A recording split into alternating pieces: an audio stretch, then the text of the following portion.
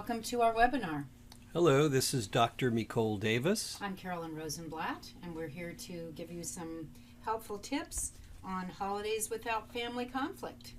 We want to talk about some proven success techniques that we hope you can apply in your own families. Before we get started, we would like to ask that you see there's a question bar on the lower right corner of your screen. And before we get started, we'd like to ask if you could tell us, how did you find out about the webinar? There are lots of ways that we're always reaching out to you to try to bring you this kind of information. But more importantly, we want to make sure that we're getting to the right sources. And so let us know how you were referred, whether it was friend, whether it was through an ad, or through our email list through agingparents.com. Thanks very much. All right. Well, like you see from the slide, we've been around for quite some time. In fact, I don't know if any of you have experienced using one of those time clocks. I certainly did in the hospital. Did you, Carol? Oh, yes, working in the hospital. But we've got the 4 professions to offer you. My background in nursing, which covers healthcare fairly broadly, particularly with elders. Mediation, which is the work of resolving conflicts, especially in families. The legal background that I also have, and the psychology that Mikol has. It's a lot of years put together to offer you our skills. So just a brief mention of what brought me here as a part of agingparents.com. And it was that call in the middle of the night that we all dread that finally happened to me, that alerted me that my father had taken ill at 89, had been very healthy most of his life, and it required that I immediately fly down to Southern California where he was in the hospital, and I spent the 5 weeks of the last part of his life there being a part of the support team, and then being thrown into then becoming an immediate caregiver of my mother at that time. And I had somewhat different reasons. What started for me in my interest in aging was my grandmother, my cute little grandma here that we call Mimi. She had 23 grandchildren, and she really modeled for me and a lot of others how to age successfully, how to do this well. She had a lot of family gatherings. We were able to have a lot of good family gatherings, and despite the differences among all the different people there was very little conflict in retrospect. So we want to share some of how that came to be with you. So why do you need to be at this webinar? Well, most people during this season tend to feel anxious for a lot of reasons. Some of the reason is that we have people we don't get along with. We're concerned about what might happen next. We're worried about trying to get everything done. We're worried about the schedules and how busy it gets. Almost everybody feels some kind of stress that's unusual stress at this time of year.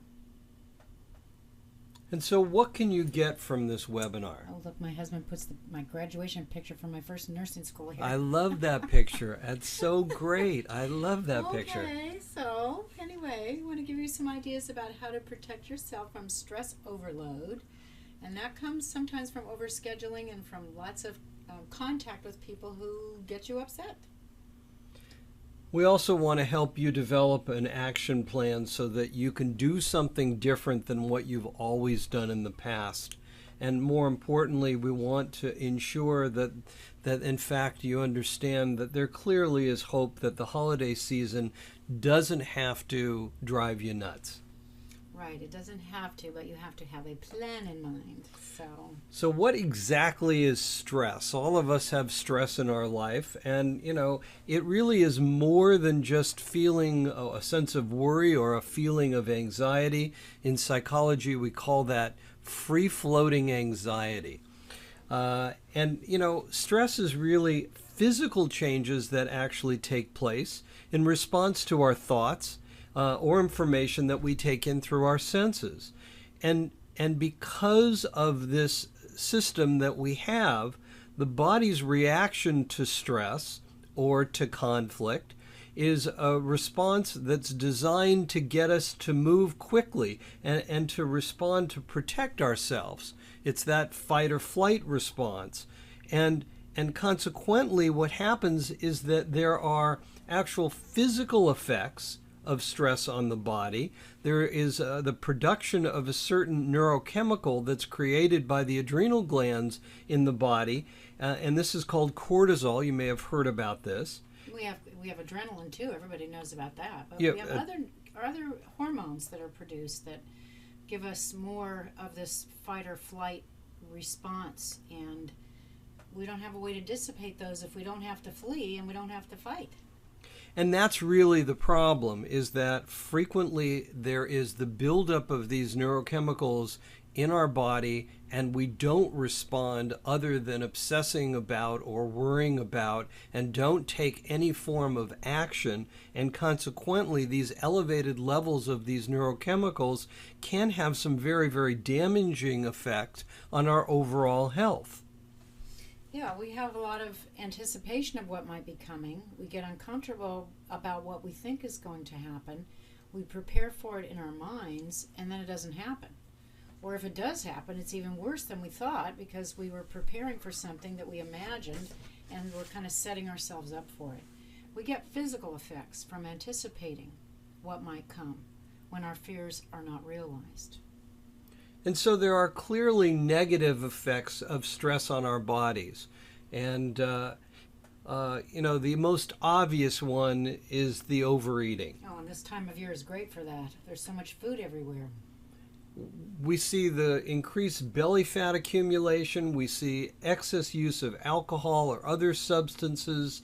People report muscle tension, headaches, stomach aches, back pains, insomnia, depression, and there are other physical consequences, high blood pressure being one, an effect on the heart, indigestion, feeling irritable. We all feel these negative and physical effects of stress, which is a part of often the holiday season, and even more importantly about our predicting and or anticipating the conflicts that are going to happen as a part of our wonderful families coming together during the holidays. Or perhaps it may be the absence. It may be that you're alone and that you're isolated and you don't have an opportunity to be connected to family or community, and that causes a great degree of depression and separation that you feel from one another. So have you ever experienced any of these things when you visited family for the holidays? Have you experienced any of those negative effects of stress, overeating, insomnia, backaches, for example? When you're getting ready for a family visit, do you feel those things? Maybe a certain concern or worry that it's going to go badly, or that old Uncle Bill is going to get drunk again and be obnoxious, or whatever it is, that your sibling is going to be horrible. It's really something that many of us face. And so what can you do that's different from what you've usually done? You know, we're all creatures of habit, and it's so hard to break our personal habits. And especially in terms of dealing with conflict and dealing with stress, we tend to be conflict adverse. We tend to want to avoid that causes us conflict. And what we're going to talk with you about today is a different way of approaching conflict. One way is to really have a strategy, a way of which that you're going to approach some of the anticipatory issues, the conflict that you think about, but to have an effective strategy of what can I do different? What are some things clearly, and we want to be really concrete here, that I can do differently so that I don't get engaged in how it is that my uncle pushes my buttons, my sister readily insults me, whatever it is that is the way of which you find yourself get very much involved in the conflict. We want to help you do something to do differently than what you've done. And the one tip that we're going to offer you right now is a very critical tip that we've been using over and over again. And here it is. It's to seek to understand rather than to be understood. And what I mean by this is the following. When we are communicating with one another, we frequently are busy thinking about our response to the other person. We hear a couple of words that they say, and we're immediately responding in our head, rehearsing the dialogue of what it is that we're going to say in response to that person. We are not seeking to understand truly what that person is saying. We are more interested in ensuring that we can make the other person understand what we want to say in response to what they said. And this causes a lot of conflict. And so the one tip that we have here is a tip that we encourage you to practice right away. And when you're communicating with someone that you typically are in conflict with, instead of focusing on what you want to say, try to truly, really understand what what they're saying, and try to understand the meaning behind often what they're saying. And a lot of times just reiterating that you understood what they've said and then they feel understood is a way of minimizing tremendous conflict. Right, we can give them feedback. One of the things that works with this is what we call compassionate communication, and we've done another webinar on this subject. And compassionate communication is just a label we've put on a series of techniques to help people get along better. We work on responding rather than reacting. Responding is different from reacting in that it requires some thought. If it's the pause and take a deep breath idea, that's fine. But if we immediately say something instantly, the minute somebody gets after us or says something we don't like, that's not true. Then we're reacting. Right. That's an example. You're wrong. Right. Or how dare you say that to me? I mean, that's a reaction. All those things are reactions. We want to respond rather than react, because then we have had a moment to form an intention about what's coming out of our mouths. And that distinguishes it from an impulse, which is just an unthought sort of attitude or judgment. It's really about judgment. Right. It's a very, very quick way of which that we judge other people. Right. And they respond to that judgment, and it immediately precipitates tremendous conflict between each other. It escalates the conflict because we're making everything worse by what we say in response to what they did that wasn't right in the first place. And this is really the heart of compassionate communication. That's a poem that we found that really encapsulates what we believe compassionate communication is all about. Right, and I'll read it. Words are windows or they're walls. I feel so sentenced by your words. I feel so judged and sent away. Before I go, I've got to know, is that what you meant to say?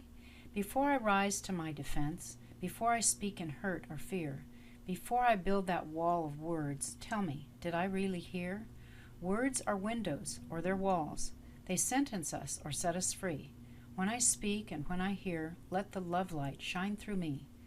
There are things I need to say, things that mean so much to me.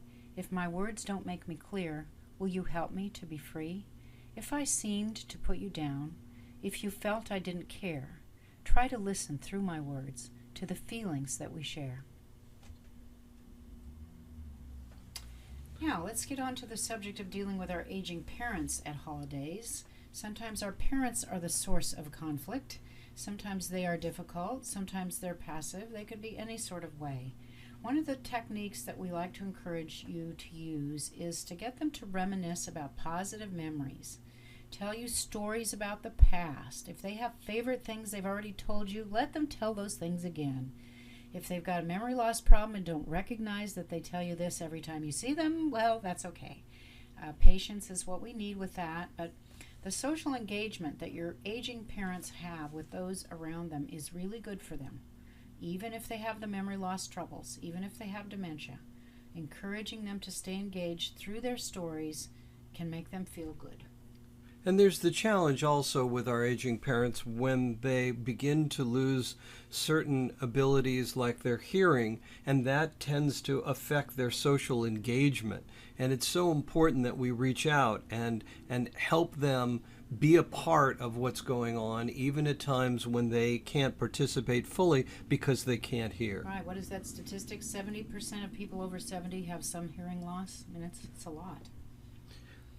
Here's a positive remembering that I do of my wonderful father who passed away in 2008 after living 89 years of a very good quality of life that I want to emulate. And this is a memory that we try to focus on during the holiday times, particularly in helping Mom, who is now 89 herself, to be able to reflect on and to talk about this. I know our children at times have said, "Dad, don't you think that's insensitive, bringing up memories about Grandpa that they called Pacho around Grandma?" And I've said, no, I think it's really important to encourage there to be stories about the positive memories, because that really helps older people stay connected to the present, and it's something that we want to encourage you to do as a part of avoiding conflict in the context of having the holidays with our aging parents. Pick those good memories, those funny aspects about the person, those happy times. Let the older person who is surviving someone who has passed remember them in a fond light, and it's a good thing. And speaking of humor, this was a slide that my son shared with me recently, which I very much appreciated not. My father is a deeply flawed human being. You can see this on the 3 T-shirts of the little kids. And he told me that kind of described his experience of his father, that's the shrink. So here you see we want to focus on what we can do to bring more harmony in family gatherings, and humor is a good part of it. We forget about using humor sometimes because of the concern about participating, worrying about the conflict. Right. And here we can flip the whole thing in a different way and really focus on expressing appreciation. Making a point of expressing thanks to people for what they've done over the years, for helping out, being able to plan ahead and being able to show that gratitude, and more importantly, really acknowledging the fact that people are showing up and spending time to be with you. And that is really the essence of family at its best, is that we show up. Well, and we sometimes forget to say thank you or appreciate family as much as we would a stranger. We don't extend the same courtesy, but we need to. Another thing that's really important about these gatherings, especially when there's been conflict in the past, when there's been a lot of difficulty, is to just be in the moment. We want to forget the troubles we've had with an individual or group of people from before, because dwelling on it can get you upset. It can make you angry or anxious. It is just going to make you feel bad if you dredge it up. Even if there's somebody you know is a problem, you know bothers you, you have to just forget about it. Make a determined effort to forget about it and just be at the event. Do not, above all, bring up anything from the past that is negative. And one way to be able to effectively do that is to really be proactive and to seek out that person or those people that historically have caused conflict for you in family gatherings, and to be able to seek them out and to be able to see if you can make an agreement with them about being in the moment. Ask others to abide by that kind of plan and to avoid bringing up the past because of past hurts or disagreements, and really focus on having a good time right now with the limited time that we do have. Okay, another tip here is to find one positive thing or a few positive words that you can say to every single person there. If you've got 10 people, you've got to make sure that before the day or the evening is over, you're going to say, "Thank you so much for coming," or "I really enjoyed seeing you," or "You're looking great," or anything you can say. You have to be honest.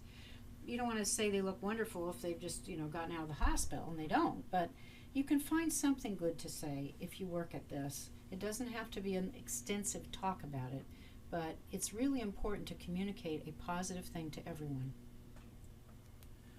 It's really helpful to be active, and a way to ensure that you minimize conflict and that you engage and feel a positive experience of being in the holidays is to help someone. An act of kindness, no matter how small it is so good for your mental health.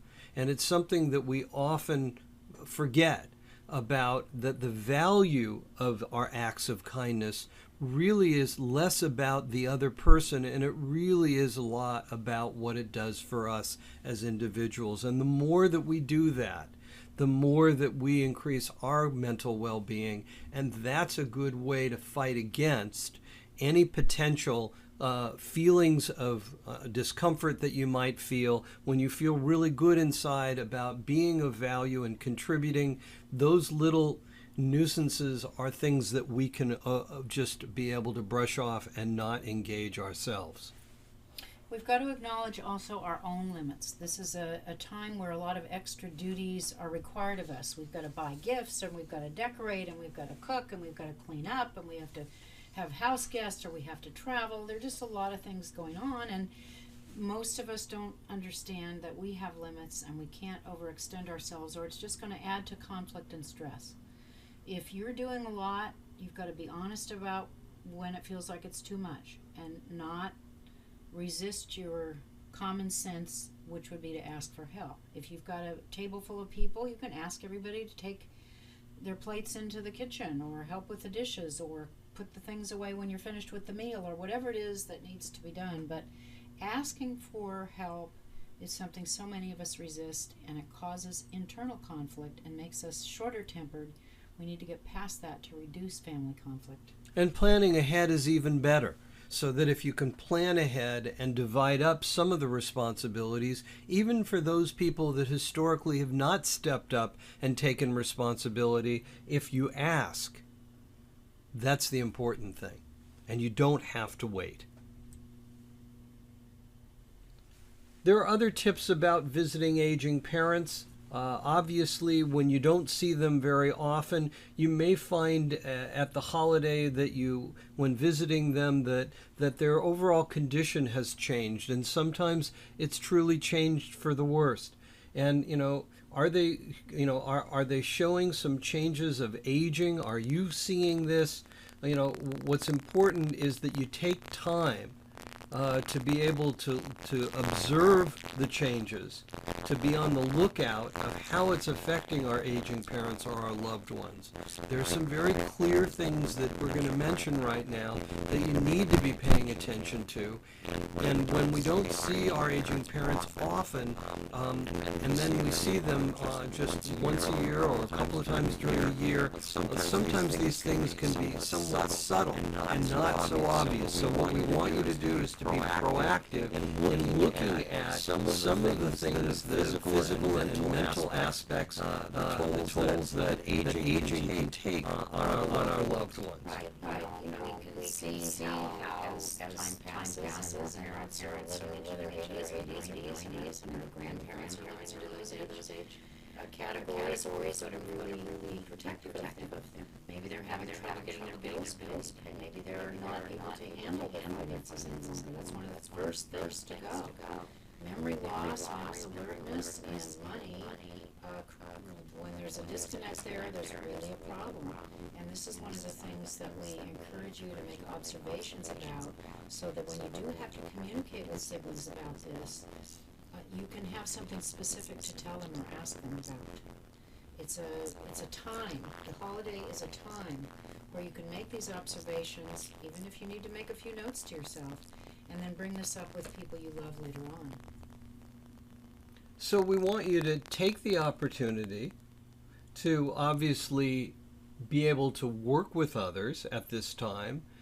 Siblings may not get together often, and if not, this is a great time when you're together to be able to discuss what mom or dad need at this point, or what they might need if they felt ill, in terms of how we might divide up the labor of dealing with these caregiving issues. It's a time sometimes to talk about long-term care if it becomes necessary in your parents' future, and to really think about agreements that we can make and write them down before the crisis hits. And again, that's the important takeaway right now, is the importance of acting now, not later, when your options are far fewer. And the proactive position is what we are advocating before crisis happens. Absolutely. And it does happen. All right. Well, I know that some of you are going to see things that are problematic, or you already know there's a problem there. Not sure maybe what to do about it. We want to offer you, as your bonus for attending this webinar, a complimentary strategy session, either with me or with Mikol, to help you diagnose what problems are going on and what you can do. If you really don't have any idea where to start, now's your chance. We can give you some guidance, some outlining, and this is really for people who are action-oriented. Thank you for watching How to Survive Holidays and Family Conflicts. If you need more help with holidays and family conflicts, feel free to visit our website at agingparents.com. To watch more helpful videos, click here to subscribe, or watch another video. Also, check us out on Facebook or on Twitter. Thanks again for watching.